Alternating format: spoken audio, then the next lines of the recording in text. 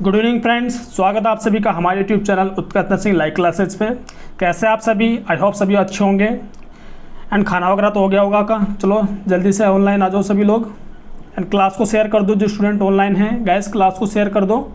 And आपको पता है आज की क्लास काफ़ी इंपॉर्टेंट रहने वाली है, क्योंकि आज हम क्लास में डिस्कस करेंगे सीआरपीएफ का जो ओल्ड क्वेश्चन पेपर है, जो आपका 2014 के अंदर इसका एग्ज़ाम लगा था। इस पेपर के बारे में हम डिस्कस करेंगे। सो काफ़ी इंपॉर्टेंट क्लास है, ठीक है गाइस। 2014 के अंदर इस क्वेश्चन पेपर में से बहुत से सारे क्वेश्चन आए थे, बहुत ईजी क्वेश्चन आ रखे हैं यहाँ से। तो जल्दी से आप क्लास को शेयर कर दीजिए। सभी से मेरी रिक्वेस्ट है क्लास को शेयर कर दीजिए। काफ़ी अच्छा क्लास रहने वाला है आज का। एंड ये ओल्ड पेपर एंड आपका जो लास्ट क्लासेज पे जो हमने मॉडल पेपर प्रिपेयर किए थे, आई होप आपको वहाँ से काफ़ी अच्छी हेल्प मिली होगी। एंड इस पेपर में हम डिस्कस करने वाले हैं कि इस आने वाले एग्जाम्स में आपके कौन कौन से सब्जेक्ट का ज़्यादा वेटेज रहने वाला है एंड कैसे वहाँ से क्वेश्चन आएंगे। एंड जिस तरीके से ओल्ड पेपर है उसी बेसिस पे आपका 2020 के अंदर भी आपका पेपर बनने वाला है। सो बिल्कुल इजी पेपर आता है, कुछ ही नहीं है, वन लाइनर क्वेश्चन आने वाले आपके। तो सबसे पहले आप देख लीजिएगा, ये जो आज हम इस पेपर के बारे में डिस्कस करेंगे वो आपका वही पेपर है, 2014 का पेपर है एंड ये ओल्ड क्वेश्चन पेपर है, ठीक है ना। यहाँ तक क्लियर है सभी को। एंड इस पेपर में सुनना ध्यान से, जो आपका ये पेपर लगा था इसमें 100 क्वेश्चन आए थे, ठीक है ना। And paper Hindi plus English में दोनों में पेपर आता है, हिंदी प्लस इंग्लिश में दोनों में पेपर आता है ये। सो जिन स्टूडेंट को प्रॉब्लम होती है इंग्लिश से, तो वो हिंदी के अंदर भी रीड कर सकते हैं क्वेश्चन को, ठीक है ना। ओके। एंड इसके बाद क्या होता है, इस पेपर के अंदर आपके मैथ, रीजनिंग का तो नहीं था इसके अंदर, रीजनिंग का वेटेज नहीं था इसमें। मैथ थी आपकी, जीके थी and general science. Math, GK and general science, ये आपके यहाँ से 25 क्वेश्चन आ रखे हैं। इसमें आपके 25 क्वेश्चन इन सब्जेक्ट के पूछे गए हैं इस पेपर के अंदर, ठीक है ना गाइस। यहाँ तक क्लियर है। एंड देखिएगा, जो आपका जीके के लिए मैं बता दूँ, आने वाला जो जीके है वहाँ से आप कोरोना के बारे में ज़रूर से पढ़ लेना। कोरोना का डिस्क्रिप्शन में लिंक डाल रखा है, कोरोना की क्लास को ज़रूर से अटेम्प्ट करना और अपने चैनल पे भी अवेलेबल है, सर्च करके देख लेना।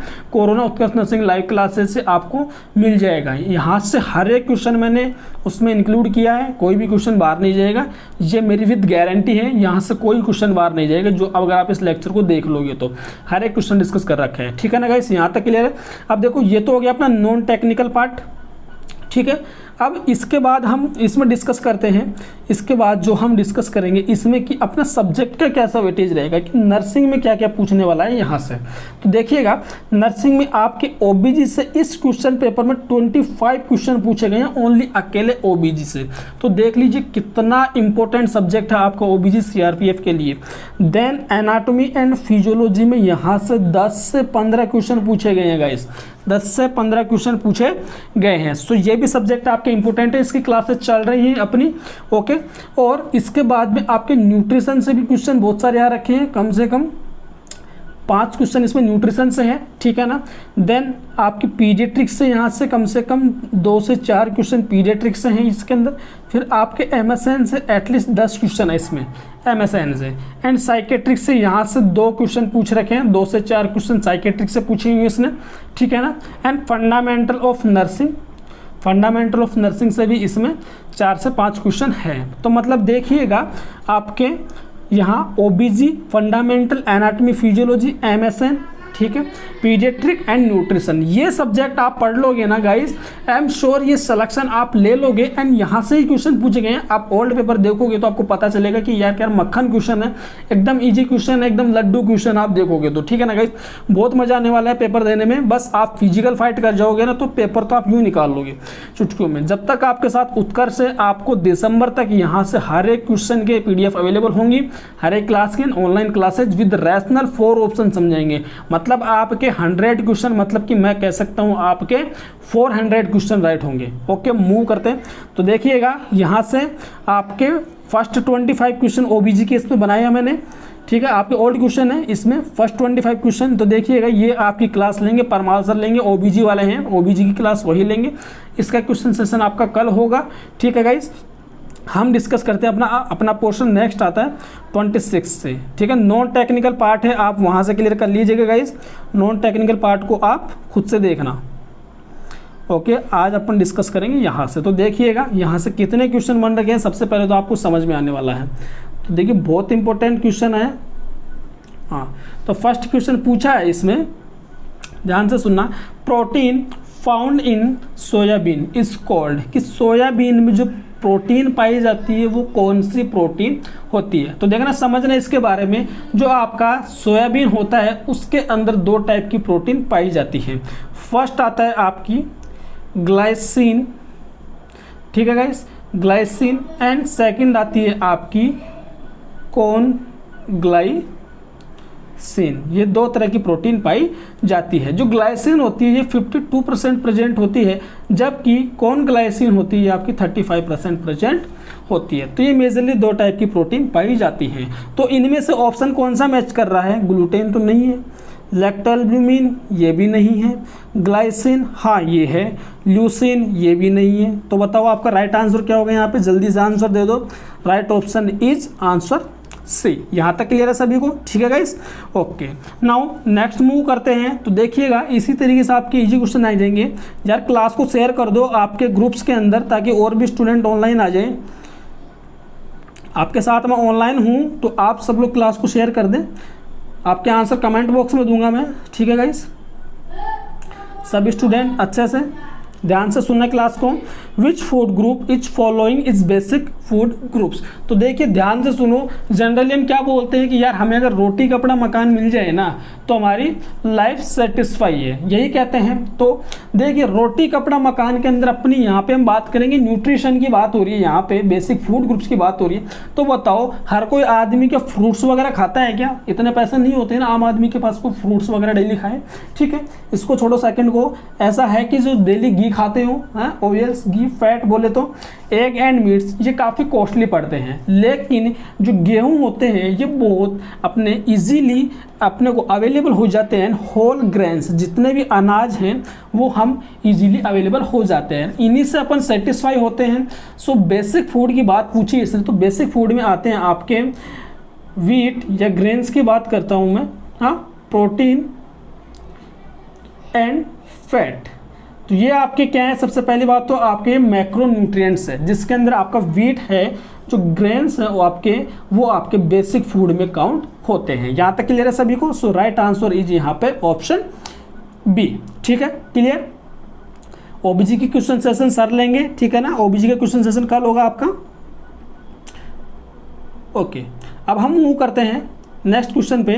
तो देखिएगा the highest rays entering the eye is control by, ठीक है। यहाँ तक क्लियर है सभी को? ध्यान से सुनना कि जो हमारे आइज के अंदर अगर रेज मतलब कि बहुत ज़्यादा अमाउंट में अगर रेस आ रही है तो किसके द्वारा कंट्रोल की जाती है? तो देखिएगा ये आपकी आइज है, ठीक है गाइज, ये आपकी आइज है, ठीक है ना। और इसको फिर से बनाता हूँ, हाँ, इसको आप लेंस समझिए पहले तो। एंड इसके आगे आपका क्या पाया जाता है? प्यूपिल पाया जाता है, ठीक है। इस प्यूपिल के आगे आपको पता है एक ऐसी स्ट्रक्चर प्रेजेंट होती है जिसको हम कहते हैं आइरिस। आइरिस कहते हैं इसको। यहाँ तक क्लियर है सभी को? इसे हम क्या कहते हैं? आइरिस कहते हैं, आइरिस, ओके। एंड ये क्या है? आपका प्यूपिल है, ओके ओके। तो देखिएगा जो आपकी आइरिस एंड प्यूपिल्स होती है वो आपके अगर ज़्यादा अमाउंट में मतलब कि कोई भी लाइट्स वगैरह आ रही हैं उनको कंट्रोल करने का काम करती हैं।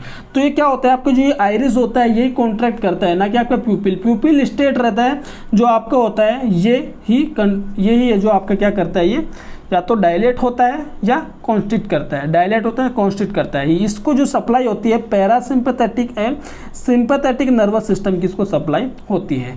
तो जो आपका प्यूपिल होता है, अगर ऑप्शन में प्यूपिल दे रखा है तो फर्स्ट प्रायोरिटी पर राइट आंसर करना प्यूपिल। अगर ऑप्शन में आइरिस दे रखा है सेकंड प्रायोरिटी पे राइट आंसर करना आइरिस। तो फर्स्ट पे प्यूपिल, तो यहाँ पे आपका राइट आंसर होगा प्यूपिल, ठीक है। मेजरली फर्स्ट प्रायोरिटी पे आपका प्यूपिल आंसर होता है, ठीक है गाइस।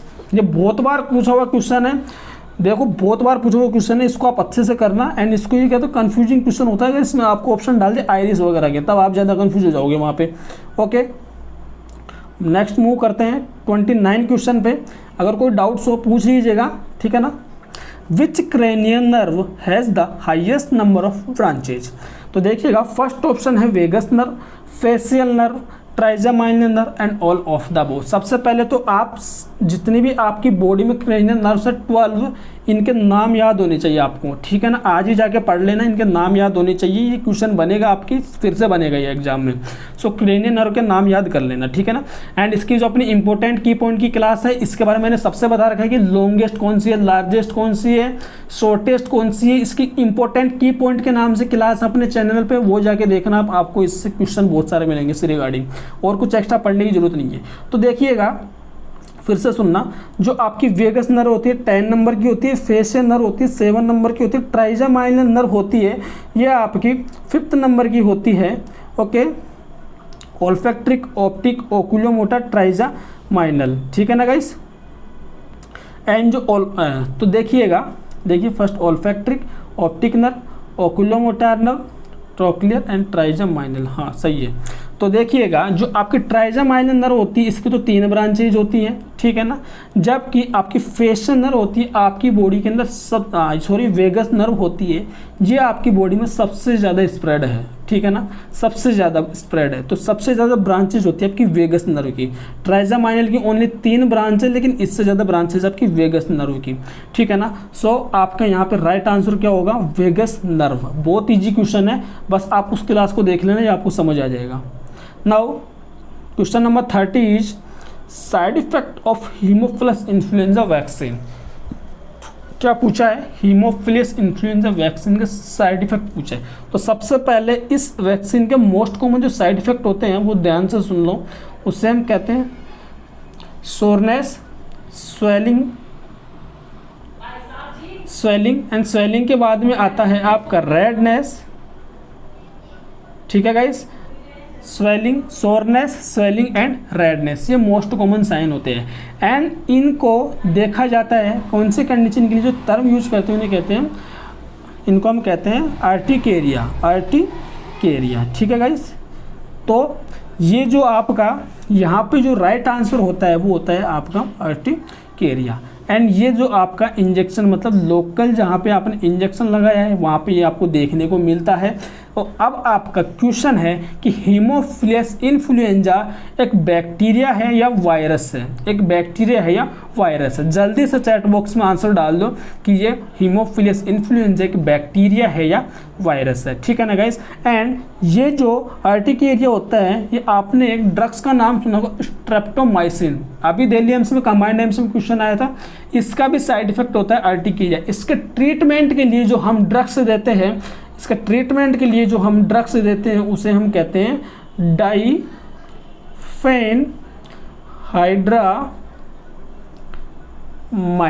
इसके ट्रीटमेंट में ये हम ड्रग्स देते हैं, इसको हम कहते हैं एंटी हिस्टामिन ड्रग्स कहते हैं। यहाँ तक क्लियर है सभी को, okay guys. Now move on 31 question is which of the following is not a feature of life. इनमें से ऐसा कौन सा फीचर है जो आपकी लाइफ के लिए इंपॉर्टेंट नहीं है। सबसे पहली बात तो यही क्वेश्चन में इजीली क्वेश्चन पूछा है कि विच one of the following is not a feature of life, आपकी लाइफ के लिए कौन सा फीचर नहीं है। तो बताइए मुझे, ग्रोथ भी इंपॉर्टेंट है आपके लिए, तो रिप्रोडक्शन करोगे तभी तो आपकी जो होने वाले जो ऑफस्प्रिंग हैं वो तो अभी तो आएंगे, ठीक है ना। रिप्रोडक्शन करना बहुत जरूरी है वुमेंस का, तभी तो संतान उत्पन्न होंगी। रेस्पॉन्सिवनेस, ऑर्गन सिस्टम, ये भी जरूरी है आपकी बॉडी की ग्रोथ के लिए, ठीक है ना गाइस। बट रेस्पॉन्सिवनेस ये कोई ज़रूरी नहीं है कि हर आप किसी को उसकी बात का जवाब ही दो, रेस्पॉन्स देना, ओके। तो ये छोड़ के इसमें से यही पूछा not a feature of life, तो आपका राइट आंसर होगा यहाँ पे responsiveness. What is the odynophobia, odynophagia, what is the odynophagia, ठीक है गाइस। यहाँ तक क्लियर है ना। क्या क्वेश्चन में क्या पूछा है, व्हाट इज द ऑर्डिनोफेजिया। एक टर्मिनोलॉजी दी है, उसका डिस्क्रिप्शन पूछना चाहते हैं। Difficulty in breathing, first option पढ़ लो, सेकंड पढ़ लो, थर्ड पढ़ लो, फोर्थ पढ़ लो। पहले चारों ऑप्शन पढ़ लो, गलत है उनको निकाल दो, फिर आप अपने आप राइट आंसर पर चले जाओगे। डिफिकल्टी इन स्वॉलोइंग, उसे हम कहते हैं डिस्फेजिया। क्या कहते हैं, डिस्फेजिया। यहाँ तक क्लियर है सभी को, difficulty in swallowing is dysphagia. And unable to swallow, इसको भी हम कहते हैं डिस्फेजिया, ठीक है। रिगर्जिटेशन का मतलब होता है जो भी आपने फूड पार्टिकल्स खाया है वो बार बार आपके वॉमिट के थ्रू या फिर आपको ऐसे बार बार आपके स्टोमक से बार बार आ रहा है अपर एरिया के अंदर, तो उसे हम कहते हैं रिगर्जिटेशन, मतलब वॉमिट होने की कंडीशन होने वाली है, उसे हम कहते हैं रिगर्जिटेशन, ठीक है ना। तो देखिए ऑप्शन मैच कर रहे हैं क्या? नहीं। बचा क्या? Pen during swallowing. तो इसका जो राइट आंसर होगा पेन ड्यूरिंग स्वॉलोइंग, वही इसका क्या राइट आंसर है? ऑर्डिनोफेजिया। यहाँ तक क्लियर है सभी को? एंड ये क्वेश्चन ESIC में पूछा हुआ क्वेश्चन है, ये ESIC में भी आया हुआ क्वेश्चन है, ठीक है। 2019 में जो लगा था ESIC का, उसमें आया हुआ क्वेश्चन है ये। अब आता है which of the following condition is less likely to cause stomatitis. Stomatitis, ठीक है ना गाइस, यहाँ तक ध्यान से सुनना। स्टोमेटाइटिस के बारे में पूछा है, क्या क्वेश्चन पूछना चाह रहे हैं देखते हैं। तो पूछा है इसने which of the following condition is less likely to cause stomatitis. ऐसे कौन सी कंडीशन है जो स्टोमेटाइटिस नहीं कर सकती है, इससे कम चांसेस है स्टोमेटाइटिस होने के। लिस्ट पूछा है, यहाँ पे लिस्ट होना चाहिए था, ठीक है ना, लिस्ट। ओके, तो देखिएगा न्यूट्रिशनल डिसऑर्डर। सबसे पहले आपने विटामिन B2 का नाम सुना होगा, राइबोफ्लोविन। विटामिन के नाम याद होने चाहिए सबसे पहले तो आपको। विटामिन A, ठीक है guys, vitamin B1, vitamin B2, vitamin B3, vitamin B5, vitamin B6, vitamin B9, vitamin B12। तो ये आपको उनके नाम याद होने चाहिए। विटामिन A कौन सा होता है? रेटिनॉल। विटामिन B1 होता है आपका थायमिन। विटामिन B2 होता है आपका राइबोफ्लोविन। विटामिन B3 होता है आपका नाइसिन। विटामिन B5 होता है पेंटोथेनिक। एंड विटामिन B6 होता है आपका पायरोडॉक्सिन। विटामिन B7 होता है बायोटीन। विटामिन B9 होता है फोलिक एसिड। विटामिन B12 होता है आपका साइनोकोबालामाइन। विटामिन C होता है ascorbic acid. And vitamin D होता है कैल्सीफेरॉल, ठीक है। यहाँ तक क्लियर है सभी को? ओके, तो देखिएगा विटामिन B2 होता है, उसकी वजह से अगर उसकी डेफिशिएंसी होती है तो आपको क्या क्या देखने को मिलता है, ठीक है। इन्फ्लामेशन ऑफ द गम्स, जिसे हम कहते हैं inflammation of the gums, and inflammation of the आपका माउथ, जिसे हम कहते हैं स्टोमेटाइटिस, एंड एंगुलर स्टोमेटाइटिस। तो गम्स, चिलोसिस एंड स्टोमेटाइटिस ये मोस्ट है, ठीक है ना गाइस। जिंजिवाइटिस जिससे हम वर्ड यूज करते हैं गम्स के लिए, ठीक है ना। यहाँ तक क्लियर है? तो ग्लोसाइटिस, ठीक है गाइस, उसे हम कहते हैं क्या? ग्लोसाइटिस। ओके, सो टर्मिनोलॉजी आप ध्यान रखना इन सब की। एक तो इन्फ्लामेशन ऑफ द गम्स, एक दूसरा आता है इन्फ्लामेशन ऑफ द माउथ, ठीक है, और आता है एंगुलर स्टोमेटाइटिस। यहाँ तक क्लियर है? ये 3 वर्ड याद रखना, ये होते हैं विटामिन B2 की डेफिशिएंसी से। एंड कीमोथेरेपी होता है, जो कीमोथेरेपी के अंदर आपके देखने को मिलते हैं साइड इफेक्ट कीमोथेरेपी के भी देख लीजिए आप। फर्स्ट आता है म्यूकोसाइटिस एलोपेशिया, एंड फिर आता है पेनसाइटोपेनिया। पेनसाइटोपेनिया का मतलब होता है decrease number of RBC, WBC and platelet, ठीक है ना। तो जो आपका इसमें मोस्ट कॉमन साइड इफेक्ट पूछ ले कीमोथेरेपी का, तो वो होता है एलोपेशिया। एंड रेडिएशन थेरेपी का मोस्ट कॉमन साइड इफेक्ट क्या होता है? जल्दी से चैट बॉक्स में आंसर दे दो सभी लोग कि most common side effect of radiation therapy. जल्दी से चैट बॉक्स में आंसर दे दो सभी, ठीक है ना। इसको सोल्व करते हैं तब तक। न्यूट्रिशनल डिसऑर्डर राइट आंसर है। कीमोथेरेपी से होता है, एलर्जी से होता है। हार्ट फेलियर से कभी सुना है क्या किसी ने कि हार्ट फेलियर से उसके मुंह के अंदर या उसके मुंह में छाले हो गए? सुना है किसी ने? हाँ, नहीं ना। तो फिर तो ये आपका राइट आंसर है ऑप्शन C, ठीक है ना। नाउ 34 इज, यार क्लास को शेयर कर दो और स्टूडेंट जुड़ने चाहिए, काफ़ी इंपॉर्टेंट क्लास है। ओल्ड क्वेश्चन पेपर सोल्व कर रहे हैं, काफ़ी मेहनत की है, हर एक क्वेश्चन को टाइप किया है, उसे एडिट किया है, PDF बनाई है आपके लिए, एंड इनके विद क्वेश्चन एंड आंसर आपको प्रोवाइड करवाएंगे व्हाट्सएप ग्रुप पे गाइस। सो शेयर कर दीजिए अपने फ्रेंड्स के साथ में। अब बात करते हैं नेक्स्ट क्वेश्चन की, ठीक है। नेक्स्ट क्वेश्चन की बात करते हैं, इसमें ध्यान से सुनना।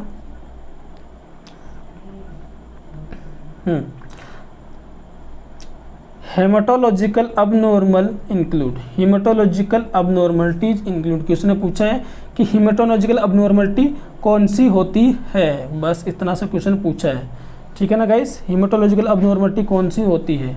ओके, सो आप ऑप्शन में देख रहे हैं anaemia, haematuria, nephritis and polyuria. Nephritis का मतलब होता है inflammation of the nephrons, polyuria का मतलब होता है इंक्रीज यूरिन आउटपुट, ठीक है, मोर देन आपका कितना देखा जाएगा, मोर देन 2000 ml। हाँ, किसी बुक्स में 2500 ml भी दे रखा है, ये ध्यान रखना, ठीक है ना। वैसे तो फर्स्ट प्रायोरिटी आपका आंसर मोर देन 2500 ही होगा, ओके। तो उसे हम कहते हैं polyuria. Nephritis, inflammation of the nephron, haematuria, जब यूरिन के साथ में यूरिन प्लस ब्लड, यूरिन के साथ में अगर ब्लड आ रहा हो उसे हम कहते हैं हेमेचूरिया। लेकिन हेमाटोलॉजिकल पूछी है कि आपकी हेमाटोलॉजिकल अबनॉर्मलिटीज कौन सी है, तो आपका राइट आंसर होगा एनीमिया। एनीमिया के अंदर क्या होता है, decrease RBC and haemoglobin, decrease number of RBC and haemoglobin is known as anaemia. यहाँ तक क्लियर है सबका। देखिए गैलोट्रैक्शन काफ़ी इंपॉर्टेंट क्वेश्चन है, यहाँ से कितना,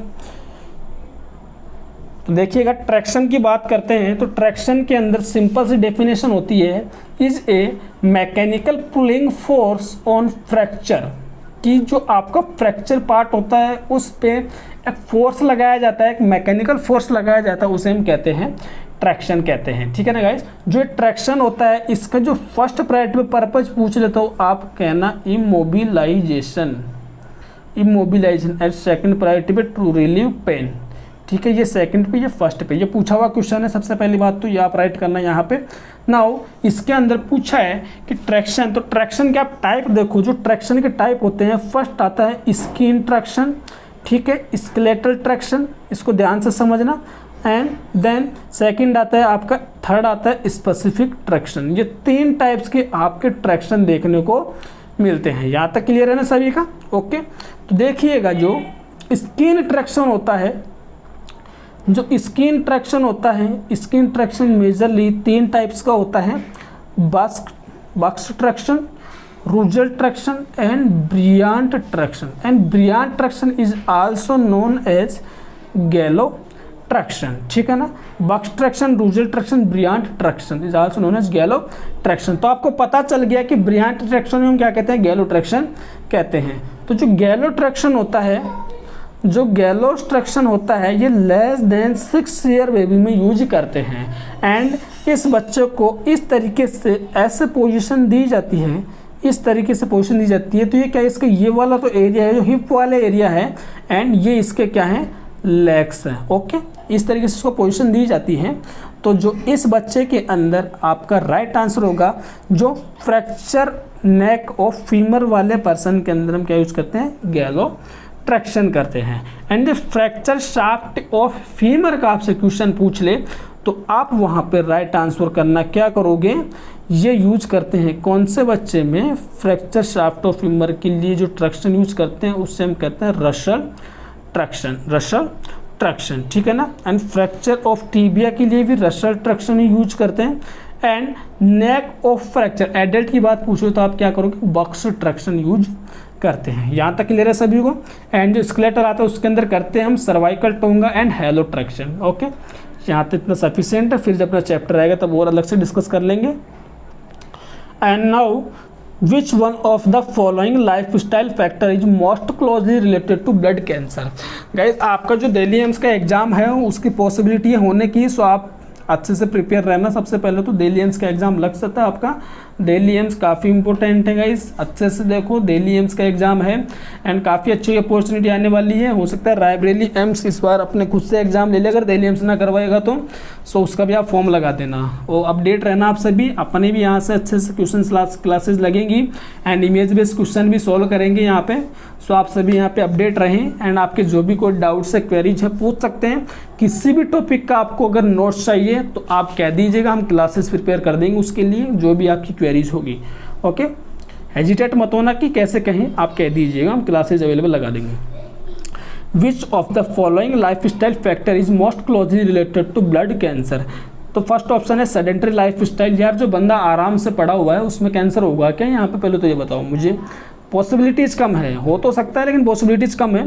ड्रिंकिंग द बोतल ऑफ कोला डेली, जो यार कोका कोला पी रहा है, हाँ, तो उसके अंदर हो सकता है, आई डोंट नो, हो सकता है। स्मोकिंग टू पैक, जहाँ पे स्मोकिंग आ जाए तो ये मान लेना कैंसर तो होगा, अब चाहे वो कहीं का भी हो। तो हाँ, इसकी थोड़ी सी पॉसिबिलिटीज़ लग रही है, यहाँ पे कैंसर हो सकता है। लिविंग इन इंडस्ट्रियल एरिया, जो लोग इंडस्ट्रियल एरियाज में वर्क करते हैं उन्हें लंग कैंसर होने के ज़्यादा चांसेस होते हैं।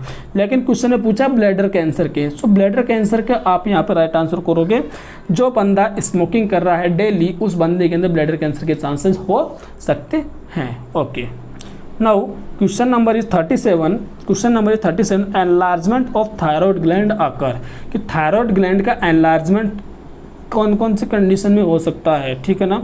तो देखिए, हाइपोथायराइडिज्म हो सकता है, हाइपरथायराइडिज्म में भी हो सकता है, ट्यूमर ऑफ थायराइड ग्लैंड। देखो कैसे हो सकता है, मैं आपको समझाता हूँ सब के अंदर, ध्यान से सुनिएगा। ये तो पता हो सकता है कि स्टूडेंट चलो रट के चले जाए, हो सकता है। तो देखिएगा, हाइपोथायराइडिज्म के अंदर क्या होता है, इसका दूसरा नाम होता है हाशिमोटो डिजीज।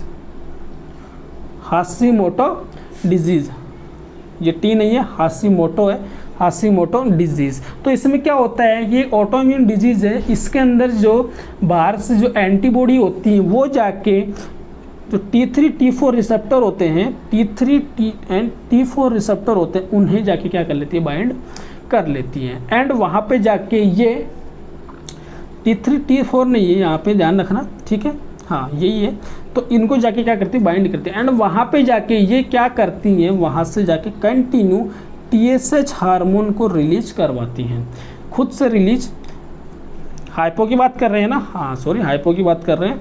तो ये क्या करती है, इनको जाके बाइंड कर लेती है एंड वहाँ पे ये जाके उनको उनके एक्शन को रोक देती हैं। एंड जब इनका एक्शन रुक जाता है, ध्यान से सुनना, तो आपके एंटीरियर पिट्यूटरी के पास एक नेगेटिव फीडबैक जाता है कि वहाँ पे हमें T3 T4 हार्मोन की ज़रूरत है। एंटीरियर पिट्यूटरी क्या करती है, वहाँ से T3 T4 हार्मोन सिक्रेट करती है, मतलब कि TSH का लेवल बढ़ाती है। TSH क्या करता है, आके T3 T4 पे एक्ट तो करता है, लेकिन T3 T4 को किसी एंटीबॉडी ने बाइंड कर रखा है। तो क्या होता है, कंटिन्यू स्टिमुलेशन जाता है कंपनसेटरी मैकेनिज्म से, बॉडी में TSH का लेवल बढ़ा हुआ है, TSH बार बार आके वर्क करता है कि थायराइड ग्लैंड को कहता है कि तुम TSH T3 T4 निकालो निकालो निकालो, लेकिन T3 T4 आते ही नहीं है क्योंकि एंटीबॉडी ने बाइंड कर रखा है। इस कंपनसेटरी मैकेनिज्म की वजह से आपकी थायराइड ग्लैंड में एनलार्जमेंट आ जाता है, जिससे क्या हो जाता है, हाइपोथायराइडिज्म के अंदर आपके एनलार्जमेंट देखने को मिलता है। तो हमेशा ध्यान रखना, जब जब भी हाइपोथायराइडिज्म के पूछे तो T3 एंड T4 तो आपको घटे हुए मिलते हैं, जबकि TSH वहाँ पे बढ़ा हुआ मिलता है। ये भी क्वेश्चन आता है कि इनमें से कौन सा होगा। ओके, हाइपरथायराइडिज्म के अंदर क्या होता है कि ऐसे एंटीबॉडी बनती है जो कि जाके आपके T3 T4 पे जाके बैठ जाती है एंड वहाँ पे TSH हार्मोन सिक्रेट करते हैं, कंटिन्यू यहाँ पे एक्ट करता है।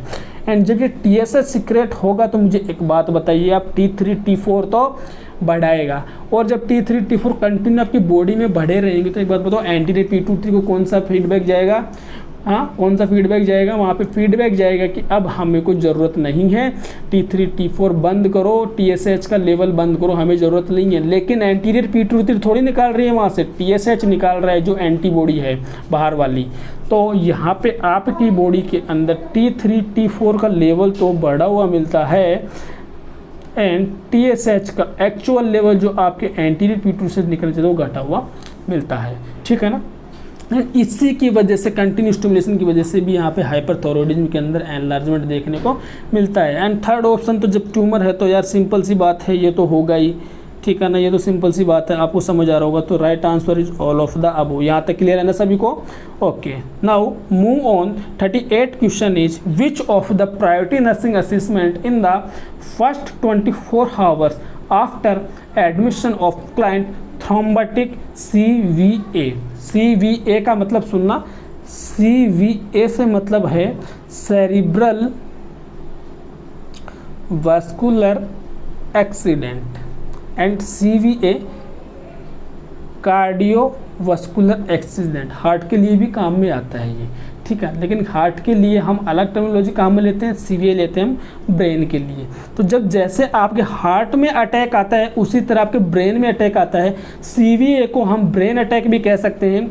एंड CVA का मोस्ट कॉमन जो कोज होता है, मोस्ट कॉमन कोज होता है वो होता है थ्रोम्बो एम्बोलिज्म। थ्रोम्बो एम्बोलिज्म आपका मोस्ट कॉमन कॉज होता है। सो यहाँ पे देखना, सबसे पहली बात तो फर्स्ट ऑप्शन में टोटल नहीं है, वो प्यूपिल है। फर्स्ट ऑप्शन में प्यूपिल है, इसको ध्यान रखना।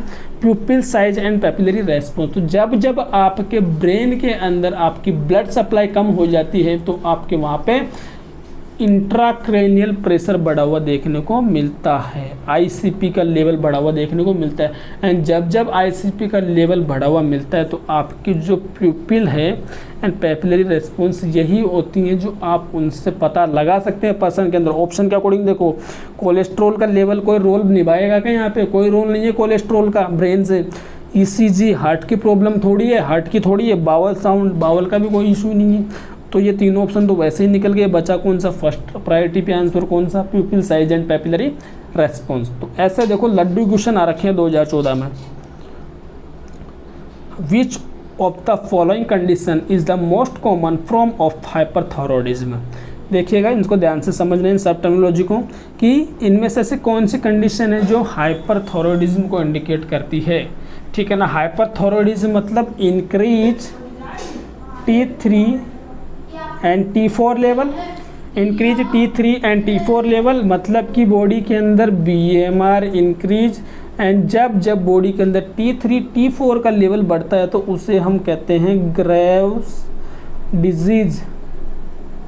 ग्रेव्स डिजीज, यहाँ तक क्लियर है? Option third is right. और भी सुन लीजिए, जब तक T3 एंड T4 का लेवल घटा हुआ मिलता है तो उसे हम कहते हैं हाशिमोटो डिजीज। हाशिमोटो डिजीज, ये भी ध्यान रखना। ओके। और एडिसन डिजीज किसे कहते हैं?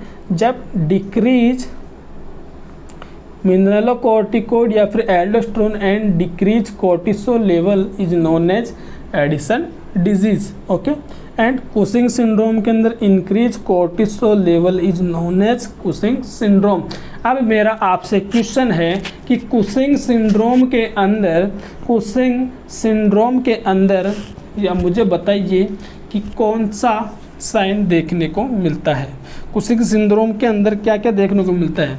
ऑप्शन आपके ट्रंकल ओबेसिटी, ठीक है, buffalo hump and exophthalmos, and fourth is both A and B. ये आपके ऑप्शन है। ठीक है ना। फिर से सुनना, central obesity, buffalo hump, exophthalmos and both A and B.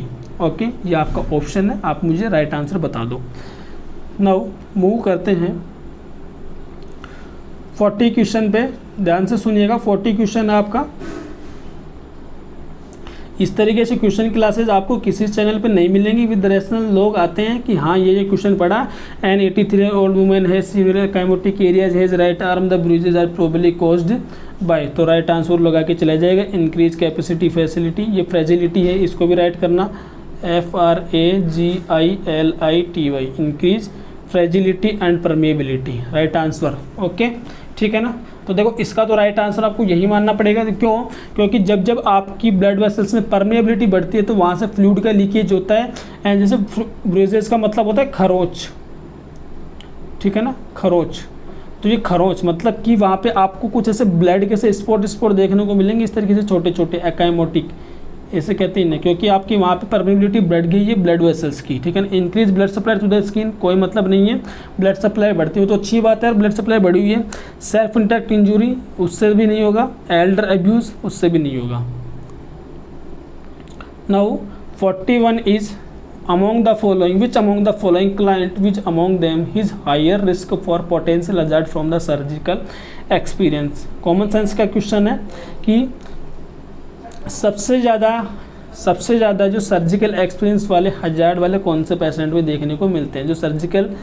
जो कि सर्जरी से होके आते हैं उनके अंदर क्या हजार्ड देखने को मिलते हैं। तो ये अच्छा देखो 60 ईयर ओल्ड क्लाइंट, देखो बुढ़े लोग होते हैं, उनके अंदर इम्यूनिटी कम होती है। ठीक है ना। तो ऐसे लोगों के अंदर आपके इंजरी होने के ज़्यादा चांसेस होते हैं। एक तो वो सर्जरी से आए हैं बेचारे, तो उनके अंदर हीलिंग वगैरह में टाइम लगेगा। उनके अंदर बहुत सारे डिजीज़ देखने को मिलते हैं, हाइपरटेंशन वगैरह, डायबिटीज़ वगैरह, ये देखने को मिलते हैं। ठीक है ना। तो एंड 49 ईयर ओल्ड, ये सेकंड प्रायोरिटी पे आंसर हो सकता था। ये इन लोगों में तो वैसे आपकी इम्यूनिटी अच्छी होती है, तो इन लोगों में तो ऐसे ना कोई ज़्यादा चांसेस नहीं होता है। लेकिन जो ओल्ड लोग होते हैं उनमें इन चीज़ों के सबसे ज़्यादा चांसेस देखने को मिलते हैं। ठीक है ना गाइस, यहाँ तक क्लियर है सभी को? ओके। फिर आता है आपका 42 question. Karan has been diagnosed with aplastic anaemia, the nurse monitor for change in which of the following physiological function. तो देखिएगा, सबसे पहले तो एप्लास्टिक एनीमिया होता क्या है। एप्लास्टिक एनीमिया में जब भी आपके सामने नाम आ जाए एप्लास्टिक एनीमिया, तो क्या देखने को मिलता है? बोन मैरो डिप्रेशन देखने को मिलता है। ये माइंड में सेट कर लेना। जब जब बोन मैरो डिप्रेशन होता है तो कंडीशन देखने को मिलते हैं पैनसाइटोपेनिया। एंड मैंने बोला था कि जब जब पैनसाइटोपेनिया मतलब कि किसी वर्ड क्या कि पेनिया लग जाए तो मतलब क्या? डिक्रीज ब्लड सेल्स, जैसे ल्यूकीमिया, ल्यूकीमिया नहीं है, ल्यूकोसाइटोपेनिया, एनीमिया, है ना? ओके, तो ये क्या होता है? पेनिया मतलब कि डिक्रीज ब्लड सेल्स। एंड कौन कौन सी? Decrease RBC, WBC and platelet. यहाँ तक clear? Decrease RBC, WBC and platelet, इससे ये तीनों ब्लड सेल्स कम होती है। देखो बोन मैरो डिप्रेशन, देखो ध्यान से सुनना, बोन मैरो डिप्रेशन मैंने भी क्लास में समझा रखा है। बोन मैरो डिप्रेशन होगा, मैंने पूरी प्रोसेस समझाई है। तो बोन मैरो में आपकी स्टेम सेल्स पाई जाती हैं, स्टेम सेल्स से आपकी फंक्शन नहीं करेगी तो ब्लड सेल्स का फॉर्मेशन होगा क्या यार? बिल्कुल नहीं होगा। उसी तो कहते हैं पैनसाइटोपेनिया, और किसे कहते हैं? तो यहाँ पे जो फर्स्ट प्रायोरिटी पे आपको जो आंसर देना है, जब प्लेटलेट कम हो जाती है तो आपकी बॉडी के अंदर क्लॉट का फॉर्मेशन नहीं होता है, क्योंकि सबसे पहले जो एक्टिव होती है कि प्लेटलेट होती हैं, जो कि एक क्लॉट बनाने का मतलब कि थ्रोम्बस बनाने का काम करती है, वहाँ पे वो होती है आपकी प्लेटलेट। तो ऐसी कंडीशन में प्लेटलेट नहीं तो ब्लीडिंग के चांसेस ज़्यादा देखने को मिलेंगे। ठीक है ना? बावल फंक्शन कोई मतलब नहीं है, पेरीफेरल सेंसेशन कोई ऑप्शन मैच नहीं कर रहा है, intake output chart no necessary, यहाँ पे इनसे कोई रिलेशन नहीं है इस क्वेश्चन से। Question number 43, which of the following drug should be with hold in haemodialysis. ये क्वेश्चन आपके सीआरपीएफ में पूछ चुका है। जो आरयूएचएस का हाल फिलहाल में जो एमएससी एंट्रेंस एग्जाम लगा था वहाँ भी आ चुका है। तो देखिए यहाँ से क्वेश्चन में देखो, होल्ड तो डिजोक्सिन को भी करते हैं, एंटी हाइपरटेंसिव को भी करते हैं, लेकिन फर्स्ट प्रायोरिटी पे आप एंटी हाइपरटेंसिव करना, क्योंकि क्या होता है ड्यूरिंग हीमोडायलिसिस हाइपोवोलेमिया होने के ज़्यादा चांसेस होते हैं। एंड एंटी हाइपरटेंसिव ड्रग्स क्या करती है? आपकी ब्लड वेसल्स को डायलेट करवाती हैं और हाइपोवोलेमिया करवाने का काम करती हैं। लेकिन आप यहाँ पे हीमोडायलिसिस की वजह से भी हाइपोवोलेमिया होगा, आप ड्रग्स देके भी उसके ब्लड वेसल्स को डायलेट कर दिए तो बेचारे के पास कार्डियक सप्लाई नहीं पहुँचेगी। तो ऐसी कंडीशन में पेशेंट किस में जा सकता है? शॉक में जा सकता है, हाइपोवोलेमिक शॉक में। इस पर्सन में आप होल्ड करोगे एंटी हाइपरटेंसिव ड्रग्स को, और डिजोक्सिन को होल्ड करोगे आप 48 आवर्स, बिफोर 48 आवर्स। लेकिन जो एमएससी एंट्रेंस का एग्जाम लगा था उसने राइट आंसर माना था डिजोक्सिन, जो कि रॉन्ग आंसर है। ठीक है ना? आप राइट आंसर करना हमेशा एंटी हाइपरटेंसिव ड्रग्स, जिसके ज़्यादा रिस्क है यहाँ पे पर्सन को। ये आपका राइट आंसर है गाइस, इस पर मत जाना। ओके, ध्यान रखना है क्वेश्चन माइंड में। अब आता है after a long leg cast is remove the male client should. मतलब क्या पूछा है कि एक पर्सन है जिसके क्या थी? पहले कास्ट थी, अब उनको रिमूव किया गया है, तो उस कंडीशन को क्या करना चाहिए? Clean the leg by scrubbing with brisk motion, कि क्या उसको जो लेग है उसको अच्छे से साफ करना चाहिए, मतलब कि फ्रिक्शन या स्क्रबिंग करके उसे साफ करना चाहिए। Put leg through full range of motion twice daily. ठीक है, तो क्या पूछा इसने? Put leg through full range of motion twice daily. कि रेंज ऑफ मोशन क्या होता है? एक्सरसाइज करना, जैसे हाथ को मूव करना सिखाते हैं ना, उससे हम कहते हैं एक्सरसाइज करना। तो क्या उसे वो करना चाहिए। एंड फिर आता है आपका third option, report any discomfort for stiffness to the physician. तो पता है ये कब करते हैं? जब आपके कास्ट लगी होती है, क्योंकि जब कास्ट वहाँ पे अगर ज़्यादा टाइटली बांध देते तो कंपार्टमेंट सिंड्रोम देखने को मिलता है, उस कंडीशन में रिपोर्ट करते हैं। लेकिन हमने तो कास्ट हटा दिया है। एंड देन फोर्थ ऑप्शन आता है इसके अंदर, elevate the leg when sitting from long period of time. अब ये ऑप्शन आपका राइट आंसर होगा, क्योंकि ऐसे पर्सन में अंदर वहाँ से उसकी जो वीनस रिटर्न होता है उसको इफेक्टिव बनाना होता है, उसको वैस्कुलर प्रॉब्लम से प्रिवेंट करना होता है। ऐसे पर्सन को जब अगर वो कहीं लंबे समय तक बैठता है तो उसे क्या करनी है, अपनी लेग को एलिवेट करनी होती है। सो आपका right answer is elevate the leg when sitting from a long time. मतलब कि अधिक देर तक बैठना हो तो पैर ऊपर करके ही रखना चाहिए उसे।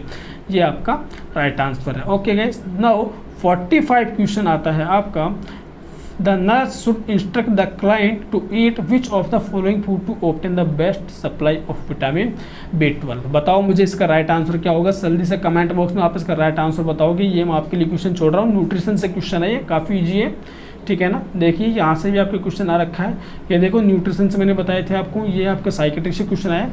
विच of the following medication condition is which of the following medical condition is commonly found in a client with bulimia nervosa. Bulimia nervosa मतलब कि बींज ईटिंग डिसऑर्डर, मतलब खाना ज़्यादा खाएगा पर्सन, ठीक है। एनीमिया का मतलब क्या होता है, फैट फोबिया या रिफ्यूजिंग ऑफ फूड, मतलब क्यों क्या होगा, पर्सन को मोटा होने से डर लगता है।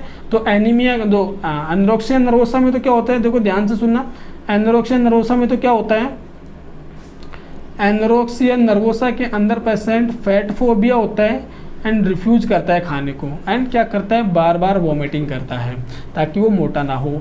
इस एनोरेक्सिया नर्वोसा होता है, इसके अंदर हेपेटाइटिस ए देखने को मिलता है। राइट आंसर इसका एनोरेक्सिया नर्वोसा का तो होता है हेपेटाइटिस ए। और लेकिन क्वेश्चन में पूछा है कि बुलिमिया नर्वोसा की बात पूछी है इसने, तो बुलिमिया नर्वोसा में आप क्या करोगे, आपका राइट आंसर डायबिटीज़। क्योंकि जो बिंज ईटिंग डिसऑर्डर मतलब कि खाना ज़्यादा खाएगा तो पर्सन की बॉडी में ग्लूकोज ज़्यादा, एंड ग्लूकोज ज़्यादा तो हाइपरग्लाइसीमिया को क्या कहते हैं, डायबिटीज़ मेलाइटस, ठीक है ना, यही। ओके, अब आपका 47 जो क्वेश्चन आता है उसके अंदर विच of the following symptoms is common in asthma. Asthma के अंदर तो अस्थमा के देखो 3 ट्राइड सिम्टम्स होते हैं। फर्स्ट आता है cough, dyspnoea, and then third is wheezing. क्या ये 3 ट्राइड सिम्टम्स होते हैं। तो ब्रेकिंग कफ, इसमें कफ के टाइप्स दे रखे हैं, ये भी नहीं होता है, ब्रेडिकार्डिया भी नहीं होता है, ओके, ड्राई प्रोडक्टिव कफ भी नहीं होता है, विजिंग साउंड। देखिएगा अगर आपसे तीनों ट्रायड भी दे देना एग्जाम के अंदर कि और एक के बारे में पूछे तो आप फर्स्ट प्रायोरिटी पे आंसर करना विजिंग के बारे में। हमेशा ये पूछा हुआ क्वेश्चन है तो एक्सपीरियंस क्वेश्चन है मेरा, तो विजिंग साउंड इसने हमेशा आंसर राइट माना है, तो आप विजिंग को राइट आंसर करना, ये इसका राइट आंसर माना जाता है। क्योंकि एमएससी एंट्रेंस से भी आया हुआ क्वेश्चन है तो वहाँ पे भी उसने विजिंग ही माना था। ओके, सो अब देखते हैं इसका, which of the following area is most common site of cancer in children.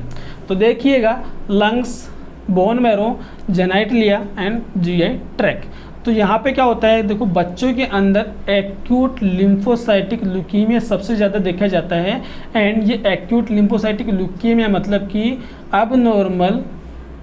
abnormal and uncontrolled growth of leukocyte, abnormal uncontrolled increase number of leukocyte count more than 1 lakh per cubic mm, इसको हम कहते हैं leukaemia. WBC का count बढ़ रहा है कितना, 1 लाख से ज़्यादा। नॉर्मल कितना होता है, नॉर्मल जो होता है, नॉर्मल ये जो देखने को मिलता है ये आपका होता है 4000 to 11,000, बच्चों में होता है 6000 to 11,000, ये बच्चों में देखने को मिलता है, ठीक है ना। सो यहाँ पे जो आपकी बोन मैरो, और हमें पता होता है WBC जितनी भी सेल्स होती हैं वो कहाँ बनती है, बोन मैरो में बनती हैं। सो बोन मैरो की मैलिग्नेंसी देखने को मिलती है बच्चों के अंदर, बोन मैरो, इसे हम कहते हैं ब्लड कैंसर, जो मैंने अभी जो अपनी लास्ट क्लास थी उसमें भी समझाया था इसके बारे में मैंने, ठीक है ना guys. Okay, Which of the following adverse reaction occur with the administration of erythromycin, ठीक है। जब भी आपसे ऐसे ऑप्शन में अगर जरूर ज़्यादा ना दे रखा हो, देखो उसमें क्या क्या ऑप्शन है, देखो ध्यान से सुनना। तो फर्स्ट आता है वेट गेन, फिर आता है कॉन्स्टिपेशन, देन थर्ड आता है increase vomiting, and then fourth आता है नोजिया एंड वॉमिटिंग। जब भी आपके सामने ऐसे ऑप्शन है, आपको राइट आंसर ना है, तो जहाँ पे भी जीआई की प्रॉब्लम दिख जाए ना आपको, जीआई ट्रैक की, तो उसको आप राइट आंसर करना। तो देखो इंक्रीज वॉमिटिंग, लेकिन यहाँ पे साथ में नोजिया एंड वॉमिटिंग भी तो हो रहा है ना, हाँ, हो सकता है, कुछ जरूरी थोड़ी ना उसको डायरेक्ट वॉमिटिंग ही हो, उसको नोजिया भी तो हो सकता है। तो यहाँ पे नोजिया एंड वॉमिटिंग आपका राइट आंसर होगा ऐसे कंडीशन में। फॉर एग्जांपल के लिए जैसे आपसे पूछ ले डिजॉक्सिन के बारे में, तब भी आपको जीआई वाली करना है राइट आंसर सबसे पहले, कि अर्ली फाइंडिंग की बात करता है ना, तो आप जीआई पे जाना। ओके, अब आता है 50 question. The following are the function of kidney. And देखो एक बात को और ध्यान रखना, आप हमेशा एग्जाम दो तो उस दौरान क्वेश्चन को पूरा पढ़ना, इजी क्वेश्चन हो 2 बार पढ़ना, चारों ऑप्शन को पढ़ना। उसके बाद में पेपर को आप 2 सेट में 2-2 सेट में डिवाइड करना, कि फर्स्ट सेट में आपको जो आते हैं उन्हीं को अटेम्प्ट करना है, सेकंड सेट के अंदर आपको उन क्वेश्चन को अटेम्प्ट करना है जो आपके जिनमें आपको 2 ऑप्शन में डाउट हो कि हाँ ये हो सकता है, और वहाँ पे आप कोशिश करो कि यार गलत निकल ही जाए, ठीक है, वरना छोड़ दो। अगर आपको लग रहा है कि हाँ 100 का पेपर था एंड मैंने 80 क्वेश्चन तो 1 टाइम में अटेम्प्ट कर लिए हैं, ठीक है ना, तो उस कंडीशन में आप रिस्क मत लेना, उस कंडीशन में रिस्क मत लेना, ठीक है ना, आप सेलेक्ट हो जाओगे। ओके, वरना नेगेटिव के अंदर मारे जाओगे। नेगेटिव इसी तरीके से जाती है, आप रिस्क ले लेते हो बेवजह। रिस्क तभी लो जब आपके क्वेश्चन कम अटेम्प्ट होते हैं, ठीक है। फंक्शन ऑफ किडनी एक्सेप्ट पूछा है, फॉर्मेशन ऑफ इरिथ्रोपोइटिन क्लास में बताया था मैंने, फॉर्मेशन ऑफ यूरिया ये नहीं करता है, ये लीवर का काम होता है। Maintaining water balance, maintaining acid base balance, ये इसके फंक्शन हैं। यूरिया का फॉर्मेशन होता है लीवर के अंदर क्रेब्स साइकिल के थ्रू। फिर आता है क्वेश्चन नंबर 51। क्वेश्चन नंबर 51 में पूछा है Which one of the following finding is best indication that fluid replacement for the client with hypovolemic shock is adequate? तो देखिए जब भी हाइपोवोलेमिक शॉक की बात आ जाए और आपको फ्लूइड रिप्लेसमेंट थेरेपी की इफेक्टिवनेस देखनी हो तो आप ऑप्शन पे जाना।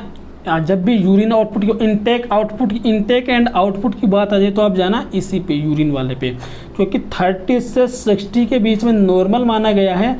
लेस देन 30 आ जाता तो उसे कहते हैं हाइपोवोलेमिक शॉक, ठीक है। एंड बीपी भी अगर देखो ये इस के अंदर एक और ऑप्शन राइट है आपका, ये थर्ड वाला, diastolic BP greater than 90 mmHg, क्योंकि अगर आपका बीपी भी 90 mmHg से लेस देन होता है तो हाइपोवोलेमिक शॉक में काउंट करते हैं, लेकिन इसका बीपी बढ़ा हुआ है मोर देन 90 mg, ठीक है ना। तो देखो आप फर्स्ट प्रायोरिटी पे जाना इस पे, देन सेकंड प्रायोरिटी पे जाना इस पे। Okay, urine output first priority, and then अगर आपके पास और कोई ऑप्शन लग रहा हो तो आपका second priority. Respiratory rate normal है, कोई नहीं है। Systolic blood pressure greater than 110, ये भी नॉर्मल है। आप हमेशा आप पढ़ना हाइपोवोलेमिक शॉक, एंक्लेक्स में अच्छे से दे रखा है। कार्डियोजेनिक शॉक के बारे में देखना आप जाके, ठीक है। हाइपोवोलेमिक शॉक यही आपकी इस तरीके से राइट आंसर है। सो फर्स्ट प्रायोरिटी ये वाला, सेकंड प्रायोरिटी ये वाला। Okay, atropine sulphate is contraindicated in all but one of the following client. कौन सा पर्सन में कॉन्ट्राइंडिकेटेड होगी? Atropine sulphate. तो सबसे पहले तो जो एट्रोपिन सल्फेट होती है आपकी होती है पैरासिम्पैथेटोलाइटिक। ये एक लाइटिक ड्रग है, मतलब कि सिंपैथेटिक जो पैरासिम्पैथेटिक नर्वस सिस्टम उसके उल्टी, मतलब अगेंस्ट काम करती है, just opposite. Parasympathetic nervous system का काम क्या होता है? मायोटिक या मियोसिस करवाना, कॉन्स्ट्रिक्शन, ठीक है ना, कॉन्स्ट्रिक्शन करवाना, ठीक है। किसमें? आई की मसल्स में, जो आइरिस प्यूपिल में। तो प्यूपिल आपका कॉन्ट्रैक्ट करवाती है। देखिएगा एक client with high blood pressure, ठीक है ना, एक client with high blood pressure, एक क्लाइंट विद बावल ऑब्स्ट्रक्शन, एक क्लाइंट विद ग्लूकोमा। अच्छा, अब देखो ग्लूकोमा की कंडीशन यहाँ पे थोड़ी अच्छी मैच कर रही है। ग्लूकोमा देखना, ग्लूकोमा में क्या होता है कि जो ग्लूकोमा होता है उसके अंदर जो आपका क्लोज एंगल ग्लूकोमा होता है, जो क्लोज एंगल ग्लूकोमा होता है उसके अंदर जो आपकी आइरिस होती हैं इस तरीके से आपके प्यूपिल को ढक लेती हैं, इस तरीके से प्यूपिल को ढक लेती है। एंड जो फिर यहाँ से जो कंटिन्यू फ्लूइड आता रहता है, यहाँ से जो कंटिन्यू फ्लूइड आता रहता है, ये पोस्टीरियर चैम्बर होता है, एंटीरियर चैम्बर होता है। तो ये जो फ्लूइड आता है यहाँ से ड्रेन नहीं हो पाता है इस साइड के अंदर, यहाँ नहीं आ पाता ये फ्लूइड यहाँ पे। तो ये जो फ्लूइड है यहाँ पे इकट्ठा होता रहता है, क्योंकि आपका एट्रोपिन होती है वो क्या करवाती है, ध्यान से सुनना, एट्रोपिन होती है वो आपका माइड्रियासिस करवाती है। एंड आपकी ऑलरेडी ये जो आइरिस है इसके ऊपर पड़ी हुई है, मतलब कि इसके ऊपर फैली हुई है, और आप इसको एट्रोपिन देख के फिर से माइड्रियासिस करवा दोगे, मतलब कि आप फिर से क्या बढ़ा दिया आपने, इंट्रा ओकुलर प्रेशर। नॉर्मल कितना होता है? 8 to 21 mmHg। अलग अलग बुक में अलग अलग वेरिएशन है, ये रेंज याद रखना, राइट आंसर हो जाएगा आपका। तो आपका राइट आंसर होगा एक क्लाइंट विद ग्लूकोमा। ठीक है। और जब फार्मा का चैप्टर आएगा तो अलग अच्छे से पढ़ेंगे इन सब के बारे में, ड्रग्स के बारे में। ये क्वेश्चन क्लासेज ही हैं, इतना डिस्क्रिप्शन में जाओगे तो यही टाइम खराब हो जाएगा अपना। तो how much water in there in form of liquid in cell of body. तो देखिएगा आपकी बॉडी के अंदर 60% of total body water present पाया जाता है, ठीक है ना गाइस। 70 kg का एक वेट है तो उसके अंदर 60% टोटल बॉडी वाटर पाया जाता है।